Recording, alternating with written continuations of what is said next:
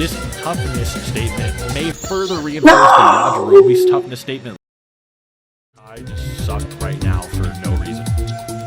This allows Piccolo to punch a Cyberman and just mouth blast it into atoms, despite it being a level Raditz usually is at when he fought Goku and Piccolo earlier. Showing he can just sort of foderize a guy who can tank Ki Blast, that can vaporize the moon at relativistic to light speed. So with a power level 4000, Nappa is completely immune to Chaozu's paralysis ability and can punch Tien, a guy with a power level of 1830, so hard his arm is ripped right off his body.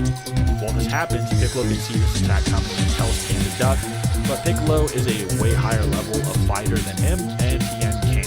Chaozu also tries self-destructing, which does pretty much nothing, but does put a few scruffs on Nappa's armor and body. Chaozu, by the way, apparently has a power level of 610 at this point, which is pretty awful, all things considered. Piccolo immediately deduces that Nappa lowers his guard for an instant when he attacks, and alongside Krillin uses this to damage Nappa as he tries to come and finish Tien Shin on. While Piccolo draws blood and Krillin can slam him down, their plan crumbles and Gohan gets too scared to follow up. But this does irritate Nappa, and Vegeta also calls it a good plan. Nappa's mouth bleeding here can only be from Piccolo, since that's what Piccolo attacked, and Krillin attacks him over the head. Piccolo also seems to fire some type of special beam cannon Masenko blast here, and Nappa can dodge it.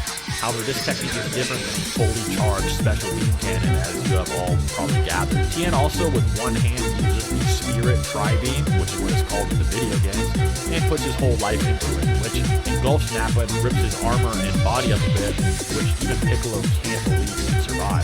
Meaning the Spirit Tri-Beam shot Tien's power above 3500 here, which makes you wonder what it could have done in original Dragon Ball. So maybe he wasn't lying when he said, maybe I shouldn't use this on you in this tournament. After this, they all had to plan to grab Nappa's tail, which doesn't do anything since he trains his, and Piccolo gets KO'd by getting elbowed in the head.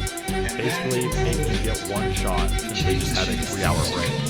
Apparently Nappa even went easy on him because he seems to get information about the Dragon Balls. After this, Krillin goes absolutely sicko mode and would have 1v1 Nappa actually if it weren't for Vegeta, just by having like under half the power level, with Piccolo blasting Nappa from behind and causing him more pain than Chaozu's self-destruct. Gohan gets a rage buff and kicks Nappa away. Nappa launches the Bomber DX at Gohan, and Piccolo tanks it more. Considering Nappa's power level 4000 might have been him when he wasn't serious earlier, and he's more angry and serious now, I suppose Piccolo's body not being vaporized by Nappa's DX is actually pretty impressive, allowing it to take all the energy for Gohan. However, this is where both Kami and Piccolo finally meet their end, as Piccolo surpasses Kami for the first time as a good person. When the Dragon Balls turn to stone, Gohan gets enraged and gets a power level 2800, and eventually even higher later gets Vegeta. However, in the end, Goku and friends defeat the Saiyans and send them on the way. With nothing left to say for Piccolo, however, he gets quite the spotlight in the next two arcs as he goes to his homeworld, Namek.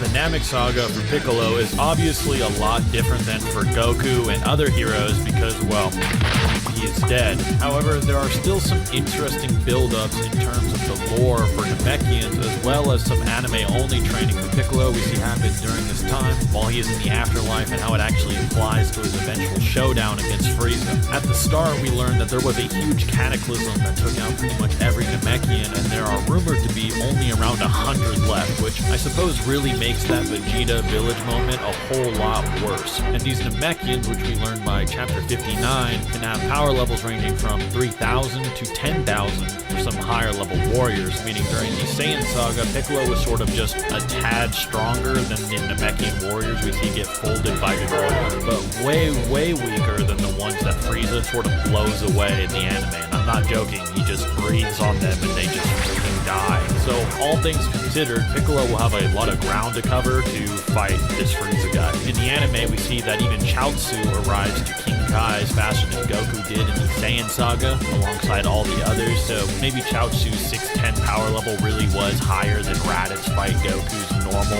or weighted state, and it wasn't just a weird cap suppressed level that didn't represent his maximum. Anyway, King Kai tells all of them to catch bubbles, and Piccolo with weights does it instantly, while it takes everyone else a ton of time. Piccolo is actually as strong as King Kai at max here, but King Kai might have strange otherworld